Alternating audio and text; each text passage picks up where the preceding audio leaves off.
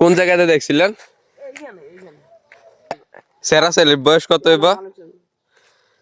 স্যারের মনে হয় বয়স 35-এর মতো হইব। আর সেরি কত হইব? সেরিরও 30-35 হইব। হ্যালো গাইস, আসসালামু আলাইকুম। আজকে আমরা যাইতেছি তিনজনে ঘোরার জন্য। তো আমরা ঘুরতে যাইতেছি শেরপুর পাহাড় এলাকায়। তো আমরা রওনা হয়ে গেলাম। একটা বাইক নিয়ে আসছে আমাদের ছোট বয়সী হবে, মানে ছোট ভাই।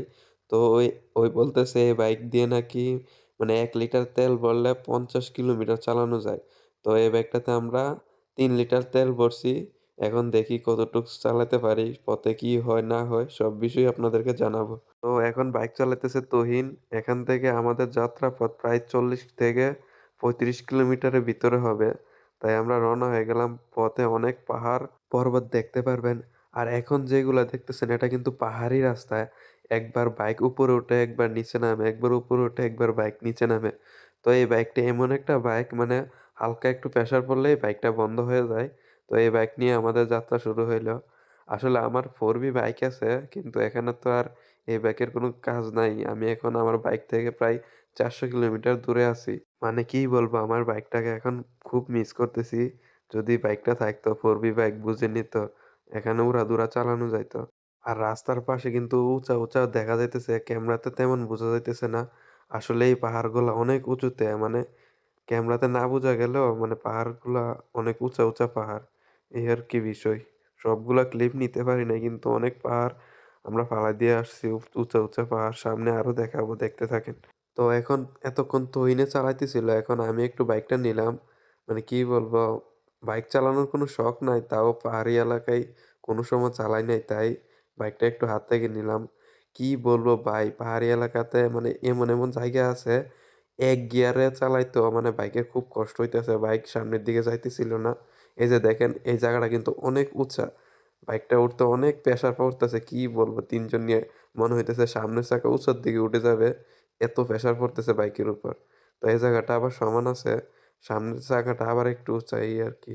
তো যারা কখনো পাহাড়ে আসেননি, এই জায়গাটা দেখলে বুঝতে পারবেন যে পাহাড় কত উঁচা।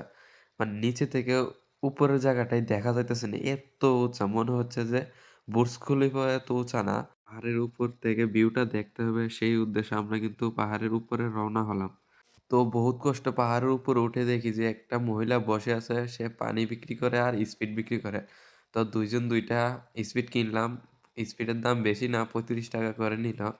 বৃদ্ধ মহিলা কষ্ট করে পাহাড়ের তো উপর উঠছে, আমাদের ঘাম ছুটে গেছে। তো 35 টাকা করে নিচে, বেশি না, ভালোই। পরে পাহাড়ের উপর থেকে আমরা বুঝতে পারলাম যে পাহাড়ে শুধু আমরা এই বৃদ্ধ মহিলা সহ আমরা তিনজন ছাড়া আর কেউই নাই। তো আমরা এখানে দাঁড়ায় দাঁড়ায় ভিডিও করতেছিলাম, তো মহিলাটা নিজে নিজে একটা ইন্টারেস্টিং বিষয় বলল। তো ভিডিওতে আমরা ডাইরেক্ট ওনার কথাগুলো শুনবো, একটু ওয়েট করেন। ওরা ভিডিও করতে করতে আমাদের মোবাইল থেকে কোন জায়গাতে দেখছিলেন? এইখানে এইখানে এই এই গাছটা, জায়গার মধ্যে এই যে গাছটা দেও না কি আমরা লইয়ে দিছি। ও আচ্ছা। এই জায়গার মধ্যে তাই কি লোকাই বলে জানে না। হ্যাঁ, সেরা ছেলের বয়স কত হইব? স্যারের মনে হয় বয়স 35-এর মতো হইব। আর সেরি কত হইব? সেরিরও 30-35 হইব। বয়স কি আধা বয়স। আধা বয়স্ক মানুষ এনাকে এগুলা করে? হাই রে কপাল। আমি তো করে এই আমি তো করবার হয়। ওরা তো আস্তাগফিরুল্লাহ, আস্তাগফিরুল্লাহ, ওরা আস্তাগফিরুল্লাহ। তো বুঝতি হুম। কোনটা দিয়ে মনে করো ভাড়া দিয়ে নিয়ে আহে। ফোন নাম্বার দেওয়া আছে না? আচ্ছা, এরা কি প্রেমিক প্রেমিকা ছিল না এমনিতেই? ওই যে বলে আমার প্রেমিক প্রেমিক। তুমি কে লাগে বেটা? টিয়া দিল সারে। টিয়া দিলে এমনি আয়ে। তুমি কে অনেক টাইম আছে আর ফোন নাম্বার লাও, তোমার ধরে হইতো। তাইলে? এত সুন্দর একটা জায়গার মধ্যে দেখতো কত সুন্দর পাহাড়ের প্রায় আমরা 200 মিটার উপরে আছি। দুইটা ফুটবল মাঠের চেয়ে উঁচা জায়গায় আছি। দাম ওই ছুটিলে ওই যে বাঙ্গাটি আছে না? ওই জায়গায় আইছিল হ্যাঁ, ফরেস্টার রেঞ্জারে আইছিল, বুঝছি না। গার্ডের আইছিল ওই জায়গা। দরটি আল্লাহ আমি তো বাদামের আই টিয়া দে। করছি এদিকে। আল্লাহ মালিক। কতগুলা টিকিট হয়েছে, আরো আছে।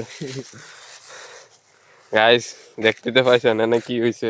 এ পাহাড়ের মধ্যে আইলে মনে করো প্রত্যেক দিন হইতে, প্রত্যেক দিন দেখেন? প্রত্যেকটা দিন হইতে, মাঝে মাঝে? প্রত্যেক দিন তা হইতে। আপনি যে এখানে বসে রয়েছেন, হয়তো বা তো কোনো পার্টিও মনে হইতে পারে এরা অপেক্ষা করতেছে এগুলা করার জন্য। আসলে কথা কি মিছা কইছি? না রাইট রাইট আপনারা তো হারা অভিশাপ দিব আরে কপাল